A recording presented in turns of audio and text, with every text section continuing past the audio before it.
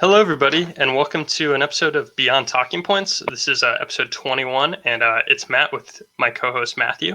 And today we're going to talk about the debate at the Soho Forum. So the Soho Forum is sponsored by Reason Magazine. They host a debate. It seems like about every month.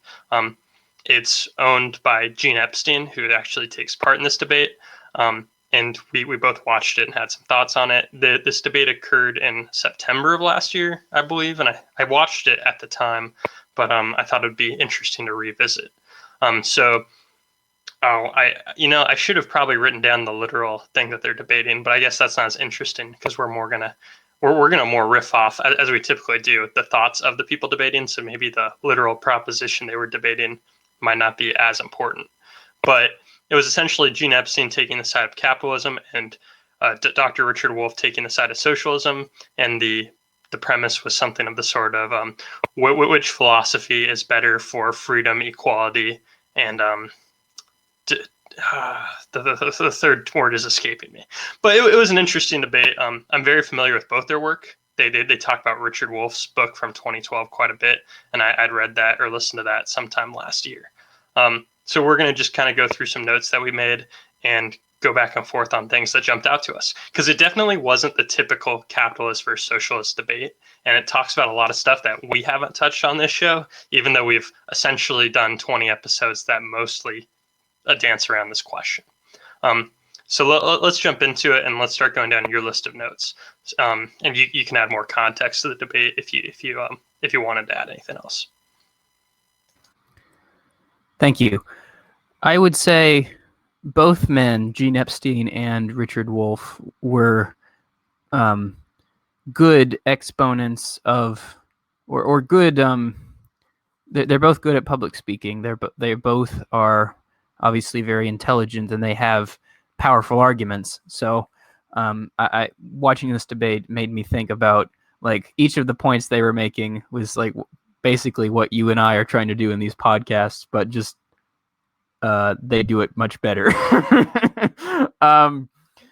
So that was an interesting little parallel that kind of came to my mind. But just to get start going down my list of notes, Richard Wolff begins his opening statement is first, and he starts going into the fact that there was a time when Marxists and socialists and communists were a respectable. They were part of respectable society, and he talks about how it was thanks to their activism that FDR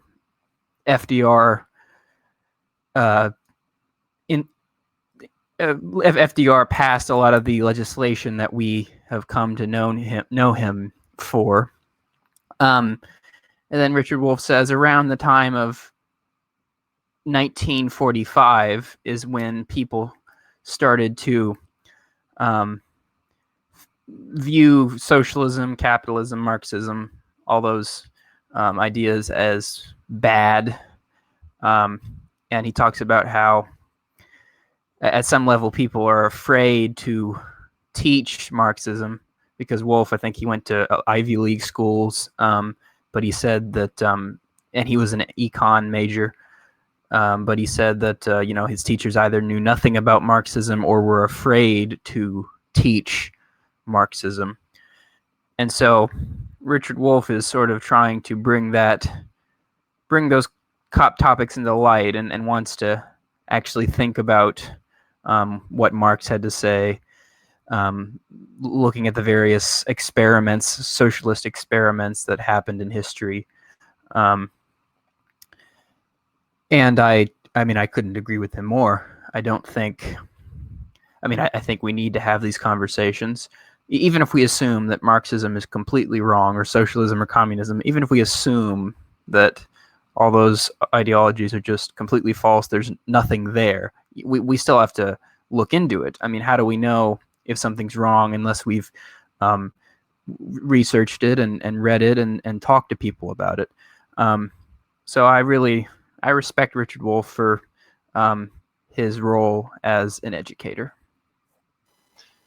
Yes, so there was a couple things that are that in that part of his intro statement kind of jump out to me for better and worse. So when he talks about the history of it, I recently I sat down and I listened to the episode we did on anarchism. And at one point, you asked me a question, and you prefaced it by mentioning that FDR is your favorite president or one of your favorites. And I made the joke that you all said that almost like you didn't want me to hear the question and you wanted me to be triggered. But one of the reasons I say that is because as a person who is not a big fan of the state, obviously when I was closer to a right-wing person, I was very interested in understanding more about FDR's legacy because he struck me as, almost a king in terms of how much he expanded the government. So I was very interested in alternate. I guess the way to describe it is there's when you look at most historical events, there is a narrative that is shaped, but I don't think the narrative is always true. And I think FDR gets a lot more credit than he deserves because he's done a lot of things that were really bad for the economy and for the country. So one thing that Richard Wolff did is he talks a lot about that legacy and how important these people on the far left that are ostracized today were to FDR. Ended up if that coalition didn't exist, FDR might not have done these radical policies. But I would probably push back and say, well, I don't think these policies are good, and I think there's reasons to think they actually made the country worse at the time.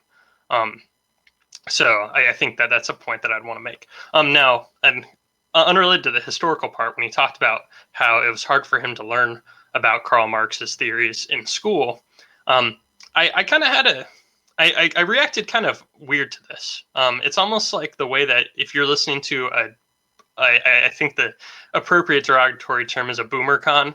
The boomer cons that kind of complain about like all these same issues on the right-wing side where they feel like they're being silenced in schools and academia.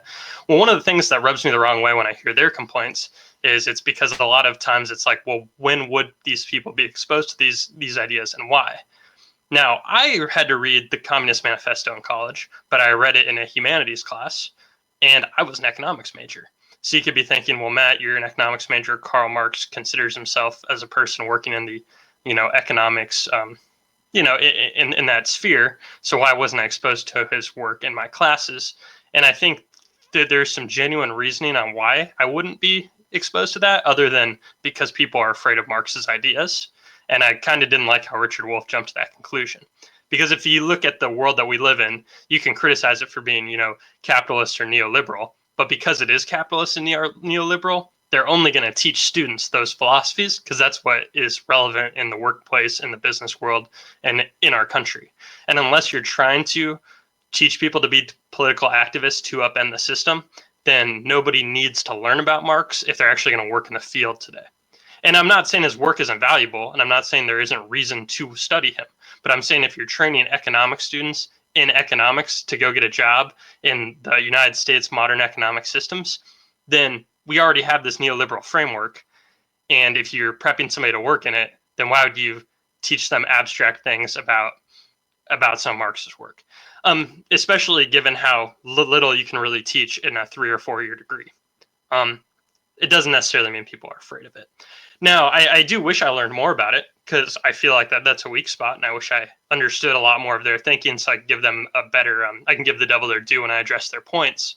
But I don't really think it would help me in my life if I'd been exposed to that in college. And that kind of gets to what's the point of college? Is college about learning esoteric ideas that might not be relevant in our society right now? Or at least in our political, system. So yeah, I think it's much more broad than people are afraid to teach it, and that kind of rubbed me the wrong way. But you can say something on that. It just struck me as like, oh yeah, it's when boomer cons complain about how left-wing activists never hear what right-wing people think. I was just like, yeah, you're exaggerating that the idea is dangerous when it might just be because they're in college for a different reason. I think actually we should at this point touch on the 3 main points that Richard Wolff made. I could quickly go down them right now, or we could go down them one by one either way. But I wanted to add one quick thought, which is I disagree with the statement that it's not important to read Karl Marx. I mean, again, even if we assume that he was wrong about everything, and he was definitely wrong about some things, but even if we assume he was just a nutcase, he, you bring up the point that, there's truth in everything. I think you say something like that.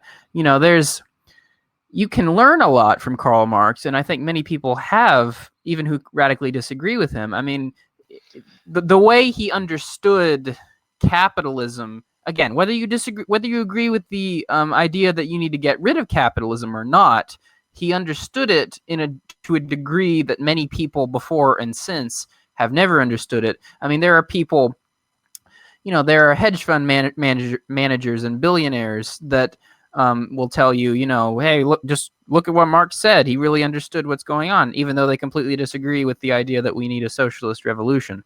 So that would be my caveat to that. Oh no, I agree with that completely. I wasn't saying you should ignore him. I'm just saying in the context of I'm getting a college degree to do X, like to work in the economics field, to actually have a job in the economics field, there's no reason why reading Marx would be a prereq to doing these generic jobs that you just need a 4-year degree for. So although I do see value in it, I'm just saying, like, I think there's a reason other than Marx is dangerous to why I didn't have to take an intro to Marx class when they want to teach econometrics to me, because econometrics is more relevant in terms of getting a job in the field. That was more my point. So it's like, I totally agree there's value to at least hearing him out and maybe taking the hint of truth out of it, or at least seeing what he has to say and knowing his arguments for if you disagree, because it will strengthen yours. I just don't necessarily think it's because he's dangerous, he's being hidden from people. And that's kind of Wolff's implication. I think there are practical reasons why I only encountered Marx in a humanities class and not my economics classes.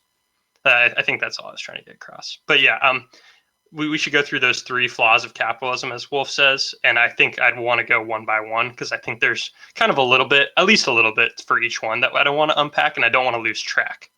So do you want to lead us off that? Yeah. So the first main point that Wolff makes in his opening is that capitalism is unstable. And I'll just give a brief little background, or I'll give a little background. So what does he mean by that? He brings up the fact that every 5 to 7 years there's a crisis that goes on, and he calls that the business cycle. So basically, Wolff is saying that you can't that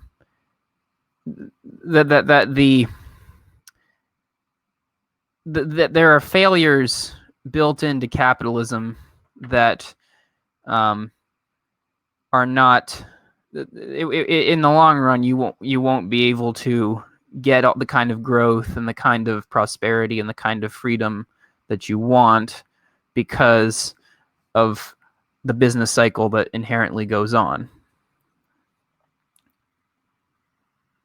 Okay. Yeah. So I think that is a good summary of his kind of points, or his point on stability. And I do want to track that back to another example from the episode we did on anarcho-capitalism and how I think it relates. Very early on in that discussion, you defined anarcho-capitalism for me and kind of asked me if I agreed with that definition. And one thing that I noticed about this debate is Richard Wolff doesn't really like, he doesn't really treat the flavors of capitalism differently. So, and I think that this is kind of a point that we had butted on in the past.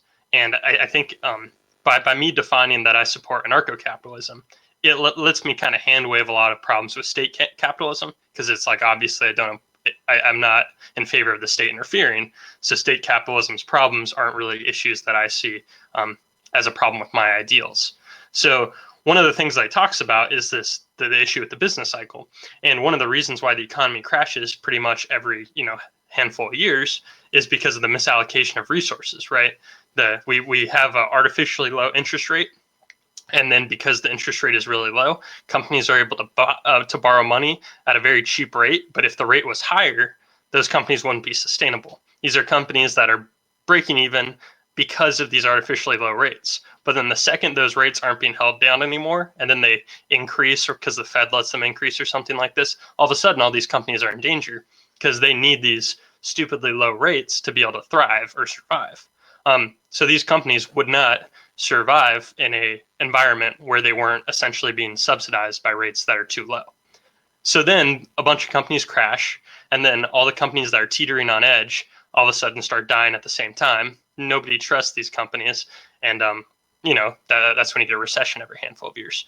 That's a very overly simplified version, and there usually is a chain reaction that occurs, but a lot of it is because of these interventions that change the status quo circumstances. I think a lot of that is the result of state capitalism and the government having control over the money supply and the government controlling interest rates through central banking. So I don't really think that instability would necessarily be there in terms of anarcho-capitalism. You wouldn't necessarily have these things interlinked in a certain way that the state kind of has created. So I think this is a bigger issue with state capitalism, and I agree with Richard Wolff that that's terrible. But if the government wasn't devaluing our currency year over year, people wouldn't be heavily leveraged with their own life savings and 401ks in these financial markets anyways. So if the economy dips 25%, it wouldn't really matter because you wouldn't necessarily be investing all your money in there because your money wouldn't lose value year over year no matter what. So I guess a lot of what I'm saying here is the issue he's pointing out, I think, is a problem with state capitalism. And I don't really feel like it's attacking me. And I think I agree with him. Yeah, these crashes are terrible, but I think they're the result of intervention. Well, I guess I'll just say I think you put too much emphasis on the state. I think what an anarcho-cap. Yeah, I mean you laid out your position very well. But I think. I mean, just to make a minor historical point, so far, at least in human history, there really hasn't been a capitalism without the state. The state has always intervened in capitalism at one point or another. But I guess the question for me, or the concern for me, is I'm not yet convinced that a stateless capitalist society can account for all the externalities that we can either predict or not predict. So I don't. Would you like to say something about that? Yeah. So okay. So I agree to some extent that a lot of the things that I was pointing out, it's hard to trace them back to an example where, because a state has existed in most civilizations, because a state's natural, right? It's natural to want to centralize power. Now with that said, I think a lot of crises that have occurred, you can generally, usually they're caused by chains of events, and you can find the point where something was subsidized, a choice was made, and a certain goal was championed by the state. And like for example, the most recent 2008 crash, what set that off was, the housing bubble. Well, the housing bubble, we have a Department of Housing and Development in our country because we have this idea that Americans should own homes. So a lot of people who get loans aren't just getting loans from a bank. They're getting loans that are subsidized by the government, backed by the government, or they're given incentives by the government to give people loans that are at a lower rate than they really should be. So then what happens is, once a bunch of people in a certain sector lose their jobs, all those people who have had these loans given to them where they probably shouldn't have gotten a loan because they were more at risk, but the government has subsidized it, all of them start defaulting on their houses. Then, because people had been under the exception the government would bail them out because they've told them to do this, then the chains just everything starts falling because this was relying on this, and then all of it's, based on the idea that they're going to get bailed out anyways because they're doing something the government wanted. So although you could say, well, I'm not convinced because we haven't seen a lot from a certain society, I think a lot of the biggest bubbles you can trace back to government setting up bad incentives. That's why I'm very confident in that position. Yeah, and there is I think that covers that point fine, and I won't go down another tangent because I think we'll touch on it later anyways. So I think we're good. Alrighty, we'll move on to the next part then, or next point, which I have a little more to say. The next 2 points I have a little more to say than the stability or instability of capitalism. So Richard Wolff says capitalism is unequal, and he gives the numbers that the 80 or 90 richest people in the world have more wealth than the bottom half of the population. And remember that bottom half of the population is 3.5 billion people. And of course, I that is one reason I am very critical of capitalism, and that's one reason I have not yet gotten on board with anarcho-capitalism. I think, and I think actually you and I agree on this, maybe for different reasons, but we can both recognize the weird situation you have when a certain group of people has an enormous amount of wealth, and the other group of people, or a majority, gets peanuts. And of course, I think I've said this before, but I'm going to repeat it because I think it's relevant. A capitalist. What is a capitalist trying to do? A capitalist is trying. Most people would answer you, "Oh, they're trying to make a profit," but that's not quite accurate. They're trying to make as much of a profit as possible. Otherwise, if one company, has or earns a couple million, $2 million, and your competitor earns $2.5 million, you're the one who earns the $2 million is the loser. You will be outcompeted by the company that earned $2.5 million.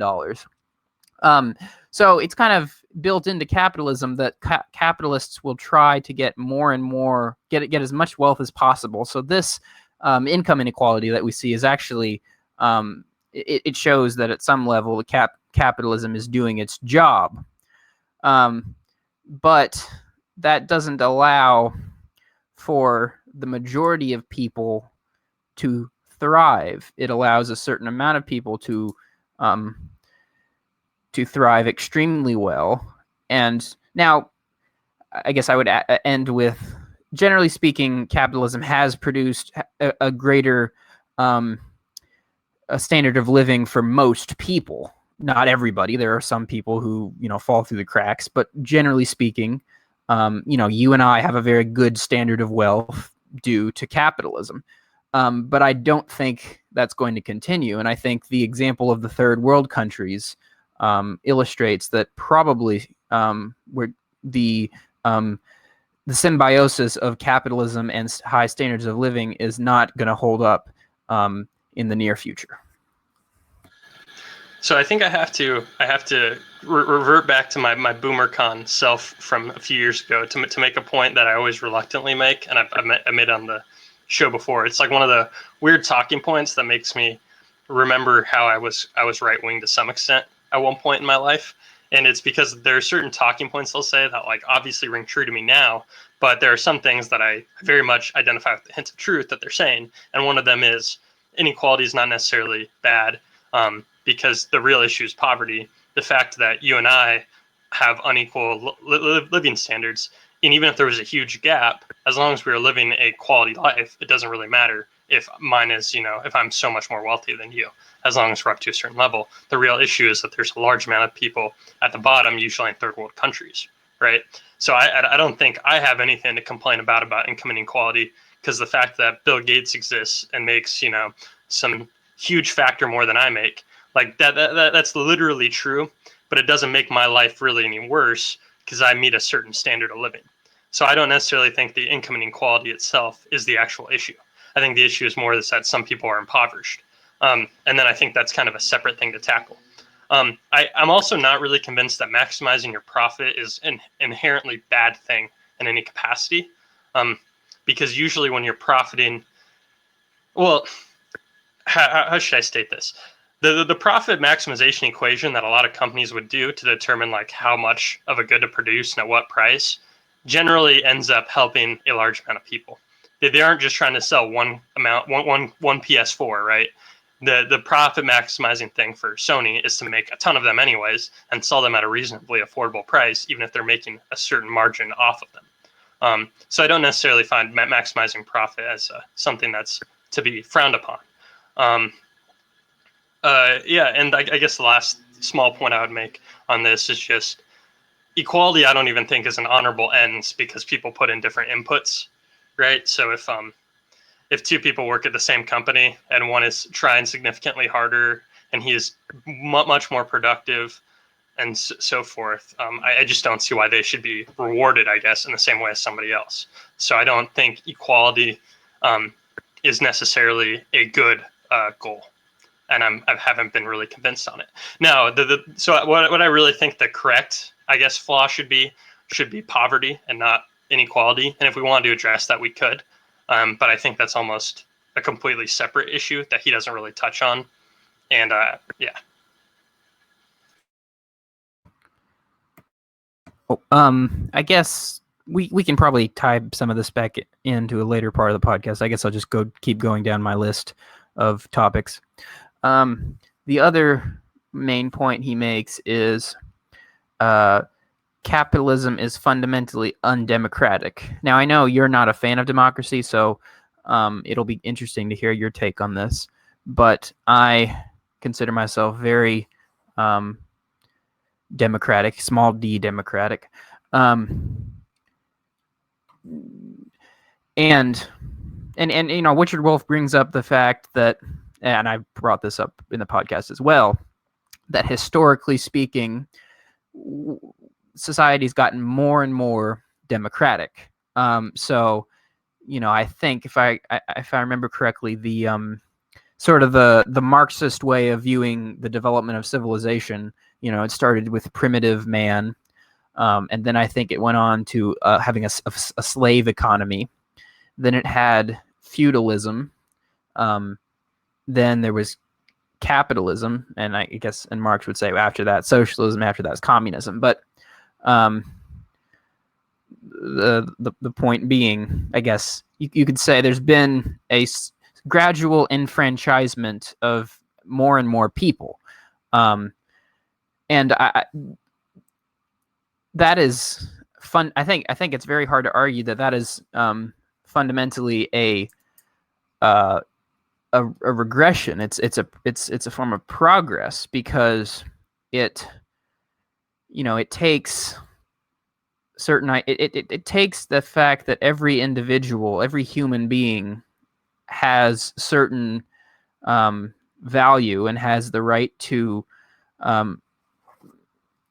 that every human being deserves a chance to live the best version of them, be the best version of themselves, and live the best life they can lead. And you know, the problem with capitalism is, again, I don't think historically it has been the case that generally has worked, but I don't think we're trending that way. Yeah. Okay. I have a couple very different off-the-wall thoughts on this. So we might want to address them one at a time, or at least I'll say one, and then I'll let you see if you have a response on it.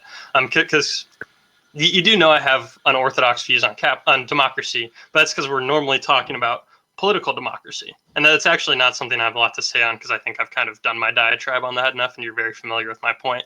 So I kind of appreciate that you just gave your rundown. But I guess I don't think it's. I think it's almost off topic to say my response to that, which is really about the non-aggression principle, right? That's why I object to political democracy, because I don't think I necessarily consented, blah blah blah. We don't need to do that right now.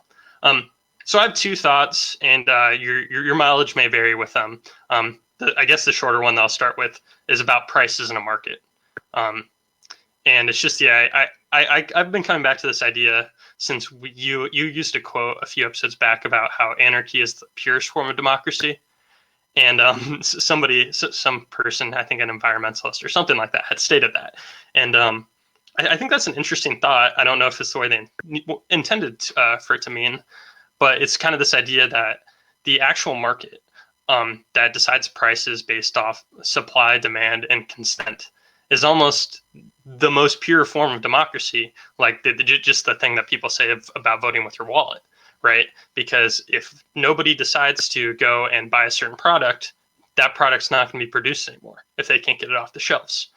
So this is everybody kind of citing their preferences with their pay, and that determines a lot of what is created in our world and what isn't. That's why we see companies go over. A lot of entertainment, a lot of media, a lot of TV shows get canceled because nobody watches. People have these ways to show their preferences, and I think it's very democratized. And that's how we pretty much decide what the goods are in our system, right? I wouldn't have sunflower seeds to buy at the store if a bunch of other people didn't also like eating sunflower seeds and then going and buying them.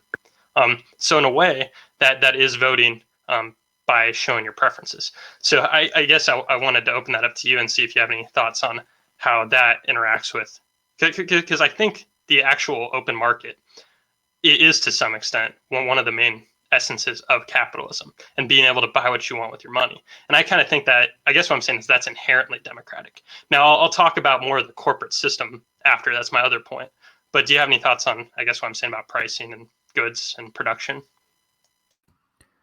Well, I'm reminded of, I think it was in the Q&A that Richard Wolff said, the issue is not with markets. He said feudalism had a market. He said the slave economy had a market.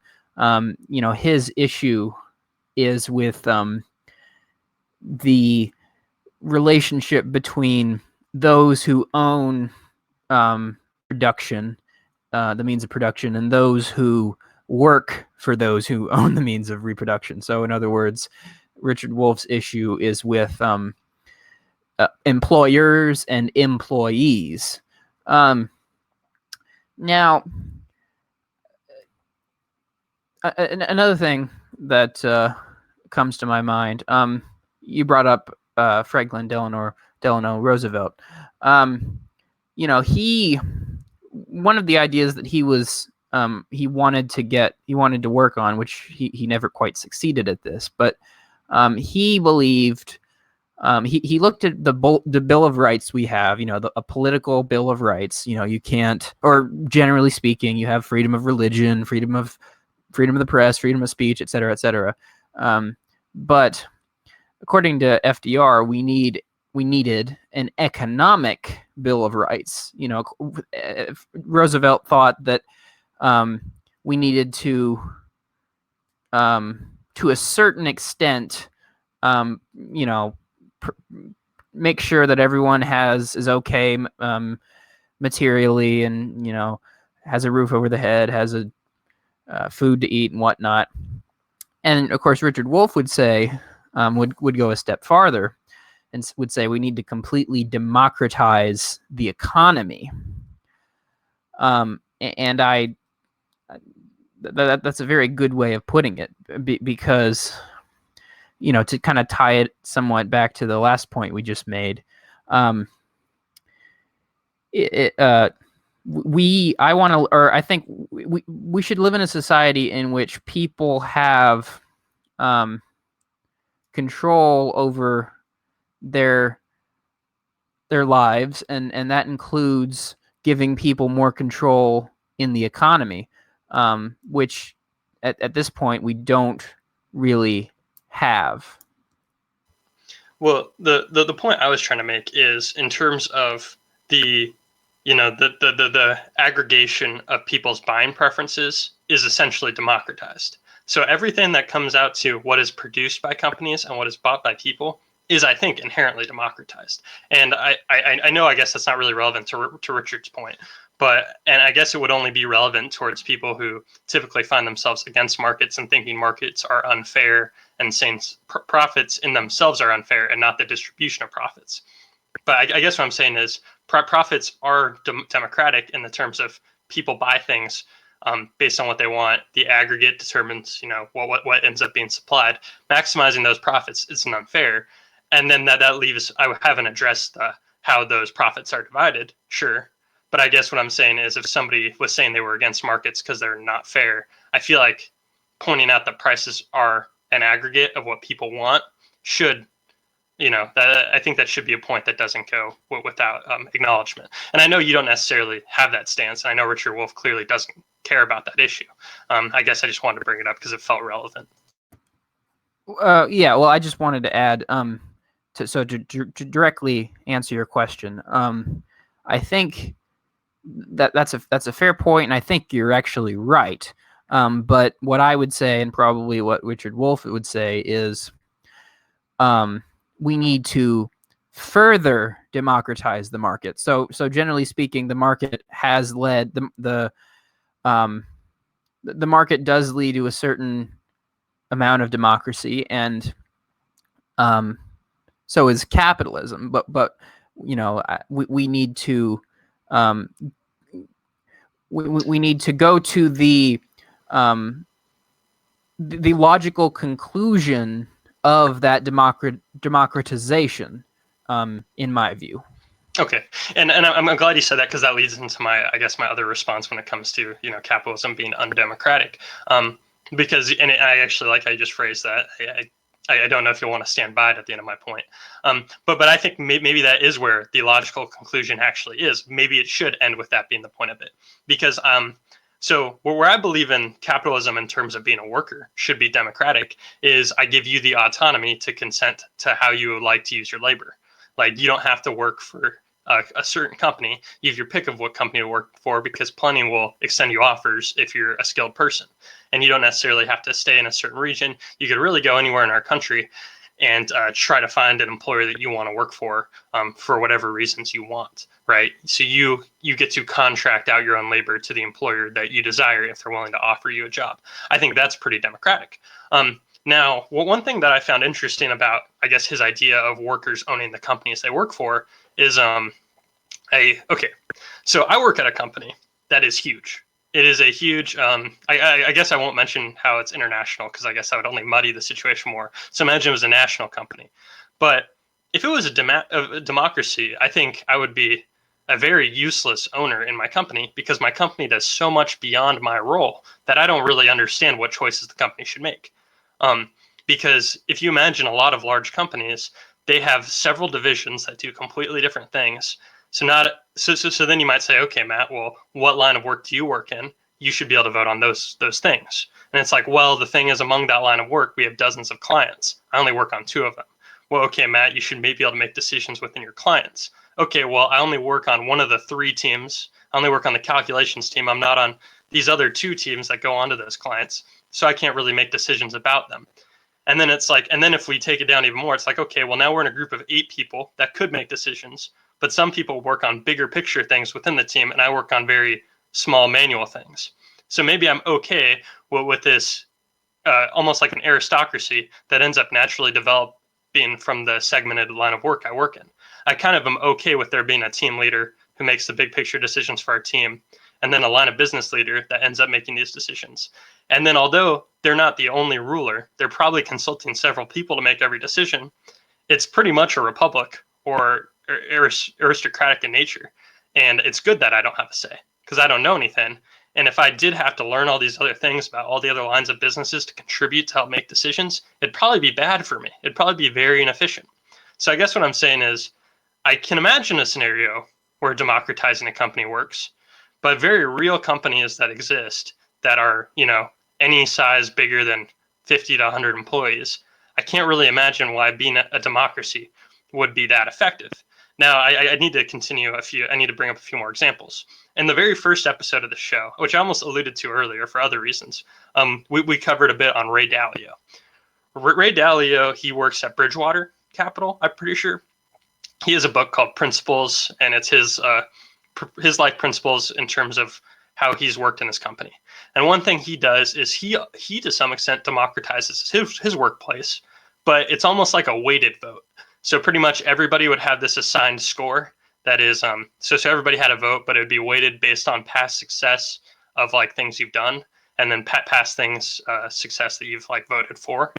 And then you would vote on things based on that. So it's not a pure democracy, because people's votes aren't equal, but to some extent it's democratized. So I guess what I'm saying is it's hard to imagine how democratized a democratized company should be.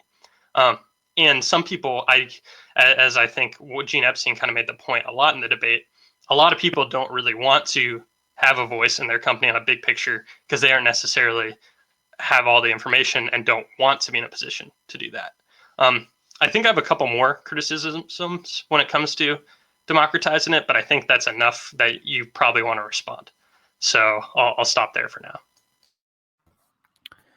now. Okay, so there are kind of two major points. And the first one, it's hard. Like I want to phrase it. I don't want to phrase it in an antagonistic way.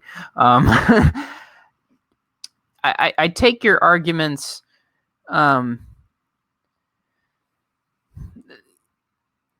don't think you are allowing for, or I don't think you're acknowledging that the potential that a lot of people have.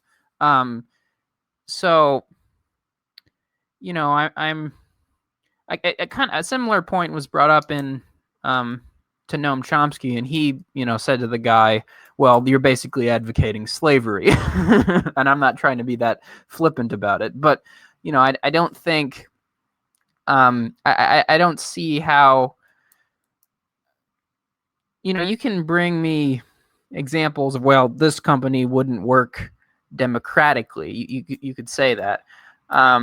But of course we'd have to go, we'd have to really get into the nitty gritty of the examples and what does it mean to be running a company and what are all the various factors. But, I think there are many companies, many businesses that could be run democratically, and we need to,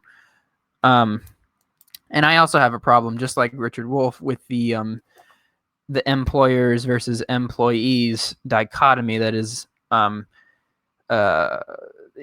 that we live under, for various reasons that I've kind of already brought up. But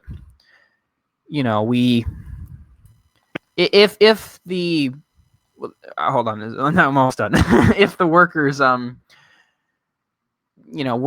more say so in their jobs, I think they would be far less, here's a Marxist buzzword, far less alienated from their line of work. They would be able to, if they almost had a share in the company in a sense, in a phrase, I think that would give people much more meaning in life, and I think that would lead to increased morale and productivity and all the rest of it. But the second point, that that Gene Epstein said, that, well, most people don't actually want to have a hand in, McDonald's or whatever. They just want to work, their 8-hour shift and then go home and watch Saturday Night Live. That they don't want to have to deal with the nitty gritty. So what I would say to that is, I think this kind of ties into another point. I was thinking about this because I guess one thing anyone listening to the show would notice, you're more, your worldview is more fleshed out than mine is at this point, at least. And listening to Richard Wolff kind of, it clicked for me why my worldview isn't as fleshed out as yours is, why my political philosophy is a bit more muddy than yours is. Because Richard Wolff said, well, I'm not proposing what socialism of the future is going to be. I'm looking at real world problems and I'm trying to operate on that level. So I guess what I'd say is, I think that's a valid argument to bring up. I think we don't want to have to, I think a lot of people don't want to have to live in a society where you have to, after going, an 8 or 12-hour day shift at your job, I got to go down to the town hall to debate politics, or I got to go to the meeting to allocate resources properly. And this so I think we have to, when we're constructing an alternative to capitalism, we have to allow for leisure time, and we have to allow for a certain amount of bureaucracy isn't exactly the right word, but we need certain institutions or systems in place which do allow people to tune out to a certain extent, because I think that is something that everyone should be able to do now and then. Yes. So one of the reasons why I'm not, I guess, completely opposed to Richard Wolff is because I'm okay with his thought process when it doesn't resort to using the government as a weapon, right? That's a concession Gene Epstein regularly makes. So I guess what I'm trying to say is one of my big concerns is that if you combine his ideas with government, then you end up with a lot of situations I don't find particularly workable. Because I agree with you, there are companies that it could work for having it democratized, and you could essentially incentivize people better, and they could feel more involved and they could get more meaning out of it. But I also want to recognize that there are some people that they're okay with work being 8 hours of their life where they're renting themselves out for pay because they derive their meaning from completely other things outside of their work. Because I'm not going to pretend like I derive meaning from my job for 8 hours a day. But that doesn't mean I want a stake in my company's future. If I had a stake in my company's future, I feel like that would only make my life more stressful because I'd be worried about the outcomes because I'd probably be more tied to the outcomes. I'd probably have to do additional research outside of my scope of work already to try to make these big decisions that I don't know if I'm necessarily prepared to make or influence. So I guess one of my concerns isn't really that it would work in some and wouldn't work in others. It's if the state got involved in pushing this idea, then you would either be artificially making it easier and more financially okay. So one of the things Richard Wolff says is he pretty much says, well, the state needs to be there to lend money to the workers for the workers to take over a company. But then you're kind of saying, well, the state's going to give you a loan because the private sector won't. And if the private sector won't give you a loan, but the state will, then you're getting a loan at probably a discount of some sorts because the state is willing to give you a loan at a rate that doesn't properly assess the risk. And that's concerning because they're essentially giving a financial favor to a company just because it's doing something a certain way.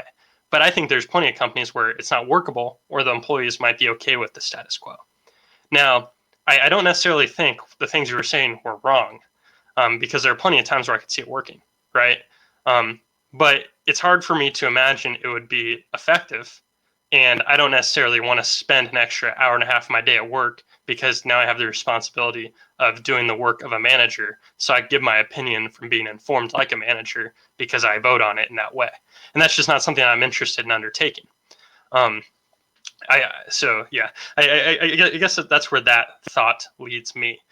Now, I want to make it to reiterate my, my actual cultural worldview on this. And double down, I think, on the idea of I'm not a big fan of working for like the man, right? I don't necessarily like being a person who is just told what to do and I do it because I'm a good employee. I'm not a big fan of that. But I think there are avenues open to me as a person to get around that nowadays because there are more than ever opportunities to contract yourself out to your own clients that you find and work that you're skilled at without having to go through an organization. Now with the internet, you can find ways to make money in like numerous ways beyond the normal traditional sense. So I think there are ways to avoid this employer-employee relationship that people often despise just because of the technology in our hands. And you might not even need state intervention because all these people who really don't want to work in that relationship can find other ways to make money on their own as an entrepreneur. And I guess the last thing I just want to touch on is, and it's because I use the term, I need to touch on it. The employer-employee relationship is really muddy because I work on a team, but I have a team lead. To some extent, that team lead functions as my boss, but that person has a boss in the company, and that person has a boss within the company, and so forth. So it's kind of like, yes, this big organization is ruling me in a way, but it's also hard. I think this ties into why I criticize a lot of Marxist thought for saying the phrase the workers, because to some extent, my team lead is one of the workers because they're being ruled over, and so am I, but we're definitely not the same person. We definitely have different priorities. We're definitely at different skill levels. So I get concerned when we get put in the same group, especially the higher you go up in terms of people who are both employers and employees. So yeah, I agree, but you've made the concession that you want to be pragmatic about it, and that's obviously the goal. It's not necessarily an ideology. It gets muddy. I just have all these concerns when it gets put into practice that on any complex company, which companies are becoming increasingly complex, it's going to be hard to democratize it and not have like a locus of power. Yeah, I think that's my thoughts on that. So sorry if I kind of dragged on too long. I just wanted to get all that out there because that was my free form thinking while I was listening to the debate. What I sort of want to transition topics here. And I wanted to touch on, so last podcast we kind of got bogged down because we have very different definitions of authoritarian. And I, at the risk of opening up, of the genie getting out of the bottle, I wanted to talk a little bit more about that because I was really thinking about that question. What does it mean to be authoritarian? Can you be authoritarian in ways that maybe people generally don't see as authoritarian? And actually, Richard Wolff doesn't really answer. I think in the Q&A he was asked about that question himself, and he really didn't answer it. So I was somewhat disappointed in that. But okay, so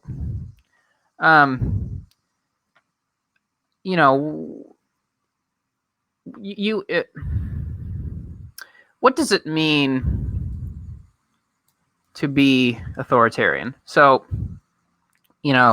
I would say that authoritarianism has to do with an overruling a state that is very involved in people's lives on multiple levels. Now, just to give a quick definition, if you Google, or authoritarianism is defined by Merriam-Webster as of relating to or favoring a concentration of power in a leader or an elite not constitutionally responsible to the people. So, the obvious examples, of course, are Stalin was an authoritarian and Hitler was an authoritarian, because not only, of course, did they not only did they control certain economic policies, but they also controlled the media. They controlled journalism. They put massive amounts of people to death who they disagreed with. And I guess I'm not sure, I'm not even sure the anarcho-capitalist framing of authoritarianism is very helpful. And because I guess here's a little thought experiment that I kind of had going on in my mind. Because I remember you saying, when I made the argument that, well, action or non-action is a form of action, you said, well, I don't really agree with that because, does that mean you're, you pay, does that mean, that you're, if you pay taxes, that you're, kind of putting force, you're kind of using force against me indirectly? Okay, so the little thought experiment I had was, I do pay my taxes. So probably at some point in my life, I don't know if it's happened yet, but probably at some point in my life, my tax money will go to fund the military. And the U.S. military is always involved in various missions and overseas in various countries. And so, if the U.S. military kills some innocent civilians, am I at all responsible? And so, at one level, of course, you'd say, well, no, not really, because you're not the one killing the innocent civilians. But on the other hand, you could say, well, you did give the government a certain amount of money, which may be a drop in the bucket, but it's still some money that was used to kill innocent civilians. So, I don't think, and Richard Wolff brings up another good point. He says it's kind of weird to him how when we have these debates about socialism versus capitalism, we start talking about body counts. We start talking about, well, socialism killed this amount of people, and isn't that awful? Therefore, socialism is bad. So I guess to sum up, I just, human relations are very tricky. We don't live in a black and white world. There really aren't good guys versus bad guys. There are just people acting in certain ways, and those actions have consequences. Sometimes they're perceived as good, sometimes they're perceived as bad. But, I think that no one is really innocent in that regard. So if we kind of take the if I accept your definition of authoritarian, I just don't think I don't think I'm innocent of that. I don't think you're innocent of that. I don't think anyone in human history has ever been innocent of that. So it almost depends on what kind of authority you're willing to put up with and what kind of authority you're willing to exert. I realize that might be a slightly blurry, abstract distinction, but that's kind of those are my thoughts about that little conversation we had last week. Yeah, I'm open to the idea of relitigating that. I guess I do agree with what you said in the sense of you're not sure if the kind of framing I was using would be useful, right? And I don't necessarily think that's that wrong, because I was trying to make a nuanced point that is easy to turn off people because of the phrase or the way I'm choosing to frame it, which is somewhat intentional. So I found another definition of authoritarianism that is very similar to the Webster one. This is off Wikipedia, and I think it's a little more illustrative of my point, right? So their definition is authoritarianism is a form of government characterized by strong central power and limited political freedoms. So I think really what I'm saying is when I read that and I see limited political freedoms, I would say I would probably characterize the action of limiting political freedoms in a very, very, very broad way. So I think the existence of a state inherently is going to violate some political freedoms. So the existence of a state is inherently authoritarianism. Well, it's authoritarian in its character. I think that's endemic to it. Now, imagine a scale of 0 to 100, where 100 is, Hitler levels of authoritarianism. It seems to me that, like, I'm pretty much saying anything on this scale is authoritarianism, and the most minuscule state possible is 1. And then what a lot of times you're arguing for is you're like, okay, well, I'm sitting here, I'm at a 25 on this scale, and everything I'm arguing for is for the better of what is probably better for people on average, at least based on my calculation of how I think events would play out. You're like, I'm okay with doing these things and redistributing things in this way, and these are all going to help more people than I think it will hurt, and I think this is very good. But I'm looking at it as, okay, but it's a state intervening. It's using its central authority to take some people's wealth, confiscate it, and give it to other people. This seems to me to be violating their freedom to some extent. This is definitionally authoritarian in nature, even if it's nowhere near any of the atrocities that we've encountered in human history. I still feel like the state doing these things is on this spectrum. Now, where I say I could see how that's not useful, because you're like, well, I think a state needs to exist, so you're just calling everything authoritarian. That's not helpful, Matt. Shut up. And it's like, okay, that's fair. That's fair. But the point I'm trying to make is even when you are doing things that are better for people with the state, I just try to reiterate, yeah, but remember, that's authoritarian because you're using a force that people have not consented to. And you are still, even if you think it's better for a lot of people, you're still confiscating some people's stuff. And they didn't necessarily consent to it, right? You're still doing something to somebody that was not voluntary in nature.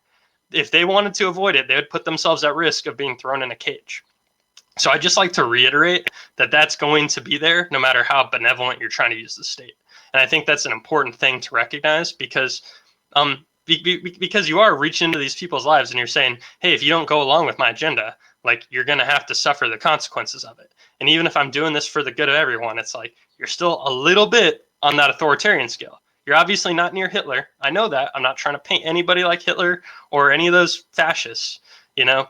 But it's still like, if you're on that scale, I have reservations because I'm all about people freely interacting, people consenting to interactions. So I guess that's why I use that term so widely. And I think it's just because I'm stricter with part of the definition than the average person. Now, you can reject that or say it's not helpful. And I think that's very valid. And I'm okay with that. But I think that that's like the best way to spell out why I take that position.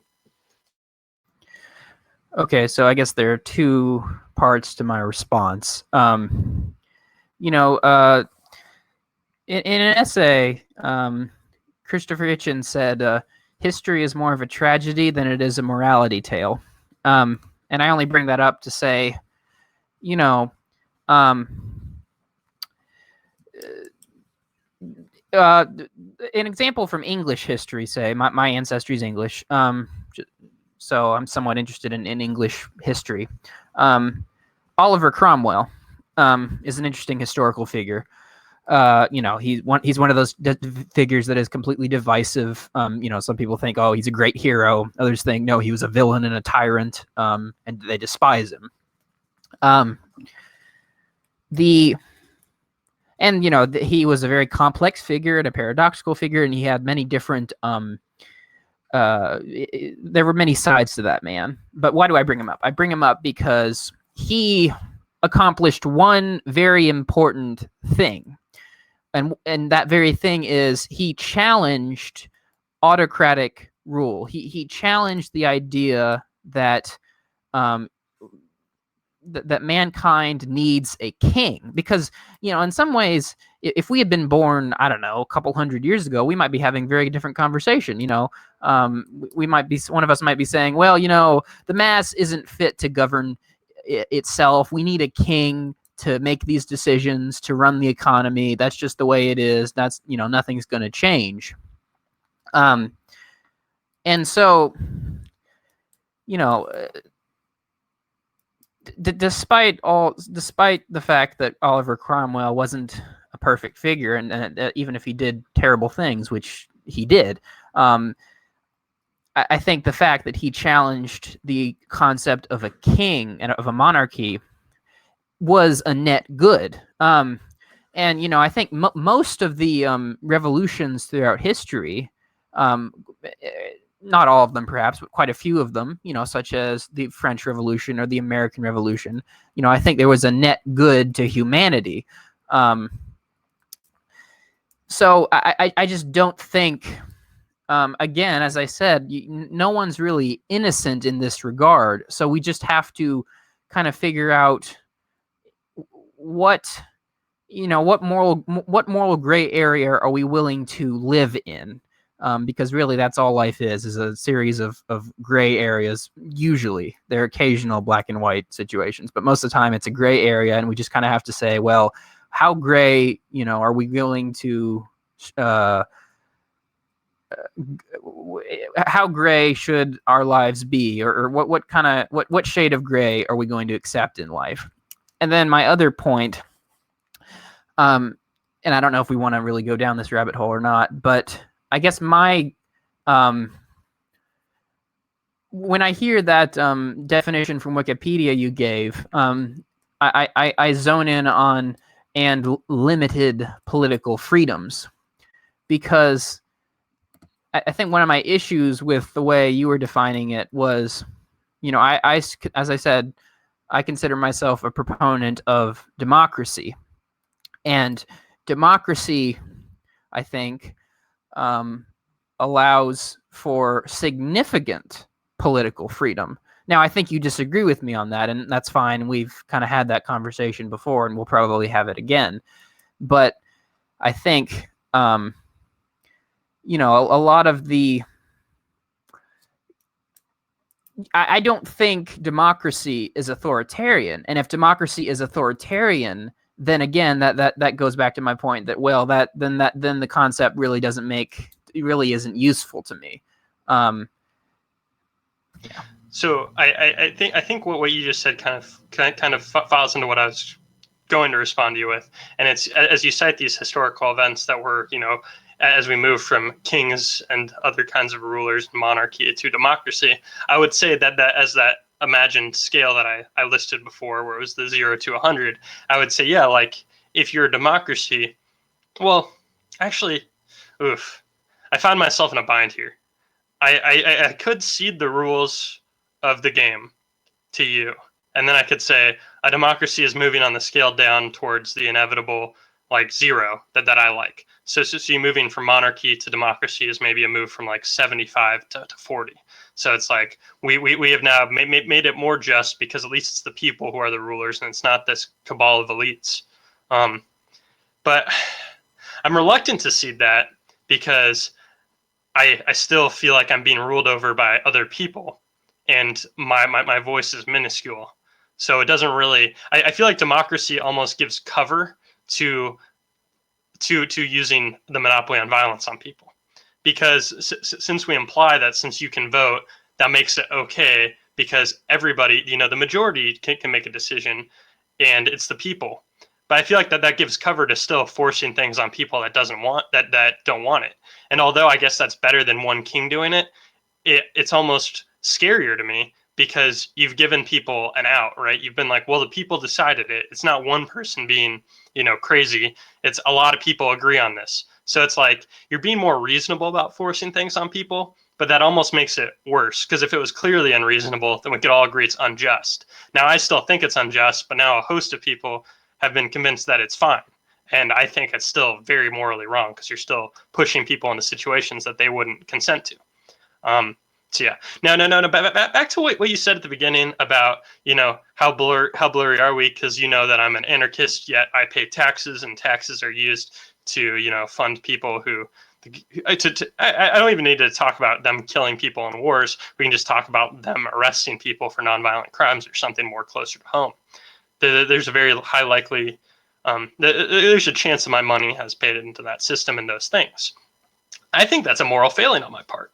And I think if I pretend like that's not a moral failing on my part, that's bad. And if I should recognize that as I've contributed to this very bad system, and if I say, well, that's fine because I had to, then I'm just giving up on it, right? I recognize that's a bad thing that I would like to change, and I wish it wouldn't be the case. And I recognize that as a moral system I'm playing into. So I'm willing to accept that I've done something wrong by being a coward. And I've pretty much bent down and said, well, the state would hurt me if I don't give them money, so I'll let this gang shake me down, and they're going to use that money to do violence on other people. I pretty much think that that's a bad thing on my end. And if I was working towards the good, it would be the ideal that I proposed earlier, which is like, which would be to not pay into the system that hurts people and to not consent to that system and to only engage in voluntary actions. So I guess I don't think I'm contradicting myself to say that, because if I admit that it's clearly a bad thing and that's how I truly feel, then I think that's squared. I would like to avoid taxes at all costs. I was actually kind of upset at myself because when I went to the grocery store the other day, I didn't get cash back. And if I get cash back, then when I go to get my haircut or when I go to a very small corner store that I frequent regularly, I'm under the impression that if I pay them in cash, they might not even put it on the books. Therefore, it might not get taxed in the same way.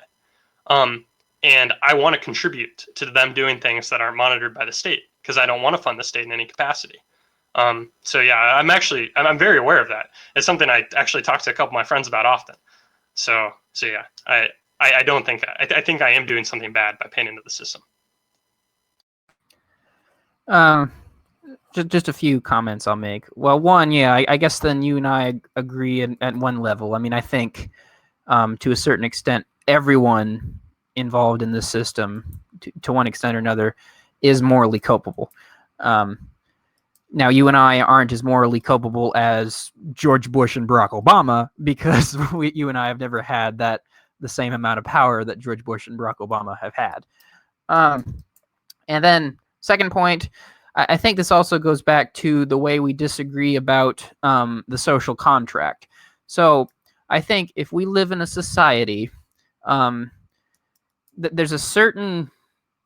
go ahead. Okay, I think anything on the social contract we have to table because we're over an hour. We're at like hour 7, And I know if we talk about social contract, like I don't even think we've formally talked about it. We've implied it and danced around it. But I feel like if we're going to do that, I think we might have to. I think this might be a teaser for something to us talk about in the future, because I can't see us talking about it for like 6 minutes. I think we are going to get bogged down in stuff if we try to talk about that. And I know we've been talking for but I mean, I think this is an important point to make. Okay, you can make the point, but maybe I'll just refuse to respond for now, because I know then you're going to want to respond and we won't be satisfied with the short time. Okay, let's do that. All right. Well, I just wanted to make the I just wanted to make the point that to live in a society, you have to you have to give up a certain amount of autonomy. I mean, there are things that we don't, in the society we live in. You can't steal, you can't murder, you can't do all these things, or you're gonna get you're gonna get those freedoms taken away. So I guess I don't agree with the idea that, well, democracy isn't fair because to be in a group of people, you have to cede a certain amount of your autonomy. And then my last thing I'll say is, well, then when your issue with democracy, I just wish, or I think you should use a different term than authoritarian. I mean, I think tyranny of the majority, if you have to say something, talk about, well, this democracy is someone else's intuitions or beliefs being forced on me. I just don't agree with your use of the word authoritarian, which is fine, but that's another distinction I think is important to make. I think you had I think that's actually the correct reaction on the authoritarian part. I'm only responding to that. I'm not going to touch on the other stuff right now. That's just such a can of worms. And as you were saying this, I was like, yes, I'm very right to think this is a can of worms, and I will not address it. I think part of why I like calling that authoritarianism, and it feels so true to me, is because it has a negative connotation, but it's not like I'm accusing you of genocide. Right. I think if I was calling it like tyrannical or fascist, it would be a lot worse if I was like, I think those are much stronger words, tyranny and fascism in general. And tyranny of the majority is like almost cliche. And I feel like it gives democracy, as I was kind of saying before, too much credit for being of the majority, when I don't necessarily think that's necessarily. I guess what I'm saying is, you being upset by me calling it authoritarian is almost the perfect reaction I should want, because that evokes how negatively I think of state control in any capacity. Is I think even when it's, I guess, like the typically referred to as the best form of government, I still am like, yeah, but that's still authoritarian, and that's still disgusting. So I think the negative connotation I use encaptures the feelings I'm trying to evoke, and obviously you don't agree with those, which is why you're a proponent of democracy. So, but I don't know if there's a word that is a better fit there. I'll pass it back over to you, and maybe we should wrap this up. And we did get sidetracked on the debate, but we should see where we go from there. I want to make one thing clear, which is I want the kind of democracy that I want would be stateless. Now, I'm not quite sure what how that would work out. I'm not a fortune teller. I can't predict the future. But I would want to live in a kind of democracy that eventually I think humanity should move to a point where it's very democratic, but without the state involved. So I guess that would be my distinction when you say, well, you're Democrats with small d, you're still using the state. I would say, well, no, I also want a stateless society just like you do, but I still see it to be important to have certain democratic elements within that stateless society.